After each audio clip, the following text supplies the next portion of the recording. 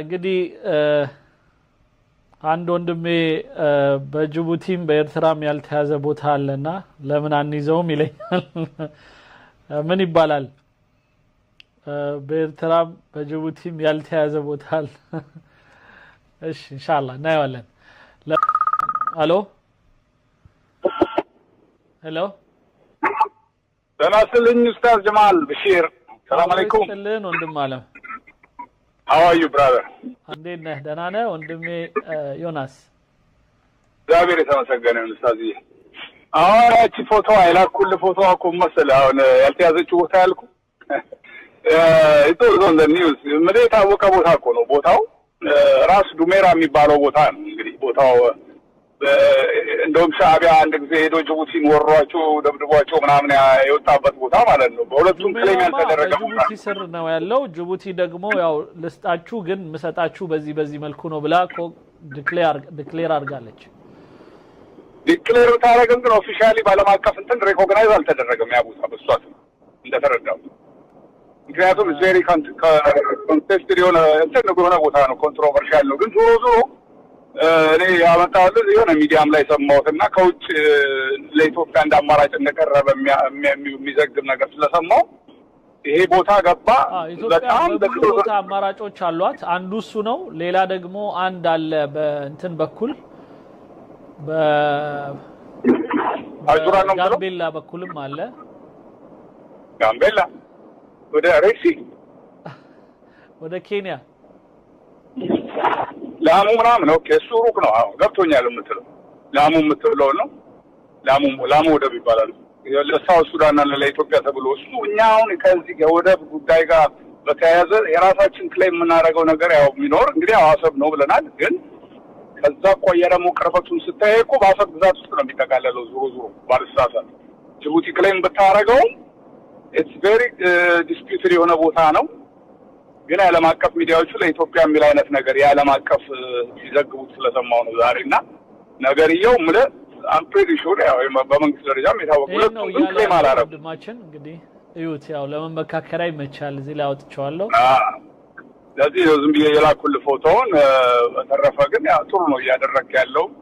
ሀሳቦች ደግሞ ሲኖሩን ሰብሰብ ባርኬ ደግሞ መጣና ሀሳብ ሰጣለሁ። ኡስታዝ ቴንክ ዩ እናመሰግናለን ወንድም ዮናስ። ቴንክ ዩ ባይ ባይ። በነገራችን ላይ በዚህ አካባቢ ብቻ ያሉትን የጦር ቤዞች ብናቃቸው ደስ ይለኛል። ለምን የኢትዮጵያ የጦር ቤዝ ሲመጣ ይህን ያህል ሊፈሩ እንደቻሉ አይገባኝም። ነገር ግን በጦር ቤዝ ረገድ ወይም ስንት አለ እዚህ ጋር ማየት ይቻላል። እስከዛው ስልክ ላስተናግድ። ሄሎ የስ ተናስተልኝ አብረስ ጥልን ወንድም አለም እንዴት አላችሁ? አባይ ንጉሶች ሰላም ናችሁ ወይ? ደህና ውለናል። እንዴት ናችሁ? የዛሬው ውይይት እንግዲህ ያው እንደተለመደው በዚህ አንተ በምታቀርባቸው ዝግጅቶች በእርግጠኛ ራሳችንን ከነሱ መልከታ አኳያ እንድንፈትሽ በጣም ብዙ የሚረዳን ነው። ራሳችንን የምናይበትን መብቶቻችንን አንስተን የሆነ ነገር ለማለት የምንቸገርበትን ነገር በሌላው በኩል ያሉ ሰዎች ምን ያህል እንደሚያውቁን ምን ያህል እኛን እንደሚፈትሹ የሚያሳይ ነውና ከዚህ ያው ብዙ መማር የሚገባን ነገር እንዳለ ነው። ራሳችንን ለማየት መብታችን ላይ ለመቆም የአንዳንድ ጊዜ የመንግስትን በመጥራት ብቻ የሀገሪቱን የጋራ ጥቅም የጋራ ጉዳያችን ላይ የምናሳየው ቸልተኝነት የሚያስከትለውን ነገር አስበንበት እንድንሄድ የሚረዳን ነው። ከነዚህ ውይይቶች ከነዚህ የሚቀርቡ ትምህርቶች ምን ትምህርት አገኘን እያልን ሁሉ ጊዜ መፈተሽ አለብን። ዛሬ እኔ አስተያየት መስጠት የምፈልግበት ጉዳይ የኢትዮጵያ የሀገራችንን ጥቅም አስመልክቶ አንዳንድ ዓለም አቀፍ አጀንዳዎች ሲመጡ ወይም አጀንዳዎች ላይ ስንወያይ የሆነ መስፈርት ሊኖረን ይገባል። ማለት በግል እንዲህ ቢሆን እንዳባሆን ብለን የምናነሳቸው ነገሮች ላይ ነው የበለጠ ማተኮር ያለብን ወይስ መንግስት እንደ መንግስት የሚያነሳቸውን አጀንዳዎች ላይ ጠቃሚ ነው ጎጂ ነው በዚህ ቢኬድበት እያል እዛ መንግስት ባነሳው አጀንዳ ላይ ነው ኢትዮጵያውያን ሀሳባችን ማሰባሰብ ያለብን ወይስ የሆነ በተናጥል አንድ ነገር ሲመጣ እንዲህ ለምን አይሆንም የሚለው ነገር ላይ ነው ማተኮር ያለብን? ምክንያቱም መቼም መንግስት አንድ አጀንዳ ወደፊት ገብቶ ሲያመጣ የነገሩ መነሻው የአንድ ግለሰብ ሐሳብ ሊሆን ይችላል። እንደ መንግስት ግን በዛ ጉዳይ ላይ ሳይሰራበት ምን ቢደረግ ምን ያስከትላል ሳይባል የሆነ ውይይት ሳይደረግበት ወደፊት መጥቶ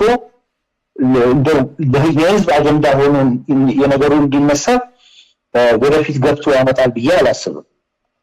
ስለዚህ መንግስት በሰራበት አጀንዳ ላይ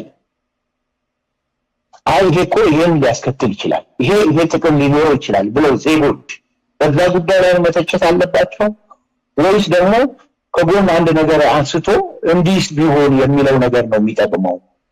ይሄን ለማለት የፈለኩት ራስ ጎሜራ የሚባለው ቦታ ማንም ክሌም ያደረገበት አይደለም። ስለዚህ እሱ ማዝ እንችላለን የሚለው አጀንዳ ተነስቷል። አሁን ራስ ጎሜራ መያዝ አለበት ብለን እኛ መወያየት አለብን ወይስ መንግስት ወደ ባህር መውጫ አንድ ቋሚ የሆነ ሊኖረኝ ይገባል መገኛ ቦታ ሊኖረኝ ይገባል ብሎ አጠቃላይ አጀንዳው በትኖ ያወጣበት ሁኔታ መንግስት እኮ የሆነ ቦታ መርጦ ከዚህ ቦታ የሆነ ነገር ላገኝ ይገባኛል ብሎ ጥያቄ ያቀረበበት ሁኔታ አለ። አሁን በመጨረሻ ላይ እኮ የቀረበው ነገር ይሄን ህዝብ ይዤ በዚህ ቀጠና ውስጥ ተገኝቼ የባህር መውጫ በር ካላገኘው ይህ አካባቢ ሰላሙ ተረጋግጦ የህዝቦች ደህንነት ብልጽግና ተረጋግጦ መኖር የሚቻልበት ሁኔታ የለም። ይሄን የትኛውም ወገን አስቦበት በጥቅም ላይ የተመሰረተ የግድ ለኔ ስጡኝ ብቻ ሳይሆን ሌሎችንም ጠቅሜ ራሴን የምጠቀምበት እንዲህ አይነት ሁኔታ ይመቻች ብሎ ነው ያወጣው። ይሄ እስከሆነ ድረስ ይሄንን አጀንዳ ነው በላዩ ላይ ቆመን ቀይ ባህራችን ነበረ። ነገር ግን በሆነም ባልሆነም ሁኔታ ከእጅ ወጥቷል። ይሄ የወጣበት ምክንያት ደግሞ ፍትሃዊ አይደለም። ይሄን ዓለም በሙሉ ይገነዘባል። ስለዚህ መውጫ በር ያስፈልገኛል፣ ይሄ እንዲከበር እርዱኝ፣ በሰላማዊ መንገድ ይሄን እንዳደርግ ይፈቀድልኝ። ያ ካልሆነ ግን እጅግ አስቸጋሪ ነው፣ መኖር የምችልበት ሁኔታ አይደለም ብሎ ነው ያለው። ኢትዮጵያውያን ከዚህ አጀንዳ ጋር ቀጥታ መቆም ያለብን በዚህ መስመር ላይ ልክ ነው። ቴንክ ዩ ጅቡቲ እዚህ ጋር እኮ የሆነ መግቢያ በር ልሰጣችሁ እችላለሁ ብላ ዛሬ የአፍሪካ እንደ ድርጅት ዋና ጸሐፊ የሆነው ሰውዬ የውጭ ጉዳይ ሚኒስቴር ነው የነበረው የጅቡቲ። የመጀመሪያውን ቃል የተናገሩት እነሱ ናቸው። ያኔ ምን ብለው ነው ወደብ በራሳችሁ የምታስተዳድሩት ወደብ ልንሰጣችሁ እንችላለን ብለው ነው የተናገሩት። ከሆነ ሳምንት በኋላ ደግሞ ቆይተው በወደብነቱ የምትጠቀሙበት በራሳችሁ የምትጠቀሙበት ነው እንጂ ያንን ራሳችሁ እንደ የራሳችሁ ንብረት ሆኖ ወይም እንደፈለጋችሁ የምትሆኑበት ወይም የባህር ኃይል የምታቋቁሙበት መሆን አይችልም ብላ ነው ወዲያው ደግሞ የታጠበችው። ወደ ሶማሌ ነገሮቹ በሶማሌ በኩል የተነሳውን በዚህች ነፃ በሆነችው ሶማሌ በኩል የተነሳውን አጀንዳ ለመዝጋት ወዲያው ይሄን ያመጣችው። ትንሽ ቆይታ ደግሞ እሱን ለወጠች። ዓለም አቀፉ ሁኔታ ከግራ ቀኝ ጫጫታው ሲበዛ ሐሳቧን ለውጣ ሌላ ቦታ ቆመች። ስለዚህ እኛ ኢትዮጵያውያን አጀንዳው ቀይ ባህር ላይ መገኘት አለብን። ቀይ ባህር ለራሱ ለቀይ ባህርም ሰላም፣ ለአካባቢውም ግዛቶች ሌሎች ህዝቦች ሰላም። ኢትዮጵያ ቀይ ባህር ላይ በታሪክ አጋጣሚ የተፈጠሩት ሁኔታዎች ከዚህ በዚህ በ60 ኪሎ ሜትር ርቀት ላይ በሚገኝበት ሁኔታ የባህር በር አጥቼ በምንም አይነት ሊኖር የሚችልበት ሁኔታ የለም። ስለዚህ ይታሰብበት። ይሄንን ለመፈጸም የትኛውንም ሰላማዊ የሆነ ትግል አደርጋለሁ ነው ያለችው። ይሄንን ደግፈን ነው መቆም ያለብን እኛ ኢትዮጵያውያን በቃ። ስለዚህ ራስ ዱሜራ ወይም ደግሞ ምን የሚባል የሆነ ቦታ እኛ ዜጎች ያንን አጀንዳ ማራመድ የለብንም ብዬ ያስባለሁ። የምናስበው መንግስት ግልጽ አድርጎ ባስቀመጠው አቋም አኳያ ተሰባስበን ሁላችንም በዚህ ሁኔታ ላይ መተቸት ካለብን ተችተንም ይሄ ቢሆን ያ ቢሆን የሚለውን ሐሳባችን ማራመድ የሚገባ ሆኖ ግን ይሄንን እዚህ ላይ ቆመን ልንነጋገር ይገባል ብዬ አስባለሁና መበታተን የለበትም ሐሳቡ። በግድቡ ላይ ያለን አቋም ይኸው በቃ ግድቡን ሰርተናል፣ እዚህ ደርሰናል። እኛ ማናችሁንም ልንበድል አይደለም። ነገር ግን ህዝብ ከረሃብ መላቀቅ አለበት፣ ከድህነት መላቀቅ አለበት፣ ለልማቴ ያስፈልጋል። እናንተም በማይጎዳ መልኩ እየተጠቀምኩ ነው ዓለም አቀፍ ህግ ጠብቄ የታችኞቹን ሀገሮች ለመጉዳት የተለየ የዓለም አቀፍ ህግ ከሚያስፈልገው በላይ ሄጄ የሚያስፈልገውን ነገር እያሟላ ነገር ግን ህዝቤን ከድህነት ለማውጣት ይሄን እሰራለሁ። እኛ እኮ በአንድ ወቅት በእንግሊዝ ዲክሽነሪ ላይ ስለ ድህነት ሲወራ ኢትዮጵያ ምሳሌ ሆና የቀረበችበት ነው። ስለዚህ እሱን ወደፊት አምጥቶ ድህነታችን ዓለም በየጊዜው ይረዳል ያን ያደረጉ የሚለው ከድህነታችን ይሰናል። ድህነት ውስጥ የከተተን ደግሞ ለልማት የሚያግዙትን አምላክ የሰጠንን ገጸ በረከቶች እንዳንጠቀም በአንድ ወይም በሌላ ምክንያት እየተጠፈርን ነው። ስለዚህ ይሄንን ልታውቁልን ይገባል ብሎ ቀጥ ብሎ መቆም ነው። እስከምንችለው አቅም እስከበቀደ መንግስት ከዚህ አኳያ ጠንክሮ እንዲቆም በመርዳት ውስጣችንን እየተበላላን እርስ በራሳችን በሀገራችን ላይ የምናስከትለውን መጥፎ ሁኔታ በመቀነስ ለወደፊቱ ትውልድም የሚሻል ሁኔታ ለመፍጠር በዚህ ጽናት ላይ ቆመን መገኘት አለብን ብዬ አስባለሁ። አመሰግናለሁ። ከዚህ በላይ ማስረዘም አልፈልግም። ቴንኪው አመሰግናለሁ። እኔ ቴንኪው ወንድማለ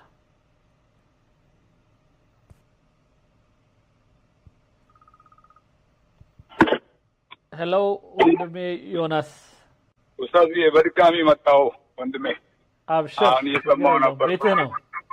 እሺ አባ ቴንክ ዩ ሶ ማች። ያው ሀሳብ ልውውጥ ነው እንዳልከው ፍሪሊ ስለሆነ ኤክስቼንጅ የምናደርገው ለዛ ነው። እና መሰለህ አንድ አድማጭ እኔ በዛ በራሱ ሜራ ላይ በተናገርኩት ላይ ሀሳብ ሰጥቶ ነበር ከታደሰ በፊት የደወለው አድማጭና አጀንዳ ባናደርገው ምናምን ያው በሚል አይነት ነገር ነው የተናገረው። እና ግን መሰለህ ኡስታዝ እኔ ያመጣሁት ነገሩን እኛ ይቆረቁረናል እኮ በቃ እንደ ኢትዮጵያ ነው ታደሰ እንዳለው ማንም ኢትዮጵያዊ አይ ቲንክ እኔ ዮኒዬ እንደተረዳሁት ከሆነ አንዳንድ ነገሮች እኛው እዚህ ወስነን ምናምን የምንዘጋው ስላልሆነ ልዩነታችንን በጣም እንዳናሰፋው ከመስጋት ነው እሱ ያነሳው እንጂ ግን ሐሳቡ መነሳቱን አልተቃወመም። ሌላው ሐሳቡን ብዙ ጊዜ እንደዚህ ስናነሳ ግን ፍርዱንና ሂደቱን ግን ለመንግስት እንቶ አይነት ነው አነጋገሩ። እኔ እንደተረዳሁ አይ አግሪ እኔ አሁን ብዙ ልጫን ምናምን አይደለም ጀስት እንደው ክላሪፋይ ለማድረግ ብዬ ነው።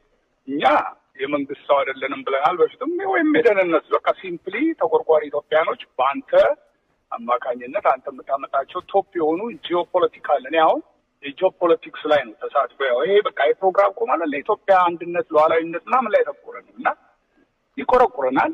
የምንቆረቆር ሰዎች እንግዲህ ያው በየቀኑ እየገባን የምንደውለው ሪዝነብል የሆነ ምክንያት ስላለን ነው። ይቆረቁረናል። ያማል ነገሩ ገባ የተደረገው ኢንጀስቲስ እና ኢትዮጵያ ያለው ለብቀርታ የበይ ተመልካች የሚሆን አዝማሚያ በቃል በጭራሽ ማንም አገሩን የሚወድ ሰው ይሄንን እኔ እንጃ እኔ ዝም ለማለት አልችልም። ለዛ ነው ሁሌም እና ገብቷል። ይሄ የኛው ክልል እኮ ነው ያ ኤሪያ። እኛ ባህር ሳንለያይ በፊት ኤርትራም ከኛ ጋር እያለች ኢትዮጵያ በነበረችበት ጊዜ ኤርትራ ራሷ በሙሉ የራስ ዱሜራ ምናምን የምትለው ጅቡቲም እንኳን የኛ ካልነበረች ብለናል። ያው በታሪካዊው ስህተት ቀርታም ቢሆን የ100 ዓመት ምናምን እና ዞሮ አሁን እኛ ምንም የለንም። ወደ ባልባው ነው ቁጭ ብለናል። እሺ በተደረገው ታሪካዊ ስህተቶች ስለዚህ በቦሌም በለው በባሌ ኢትዮጵያ ወደብ ያስፈልጋታል የሚለውን ኢንተርትዋይን ነው የምናደርገው። ምናየውን ከምዕራባዊ ሚዲያ ከምኑም የሚመጣውን ሼር እያደረግን እንደ ቲንክ ታንክ ስናወራ መንግስት ደግሞ በራሱ መንገድ የሚሰማውን ይሰማል፣ ፊልተር የሚያደርገውን ያደርጋል የሚል እምነት አለኝ።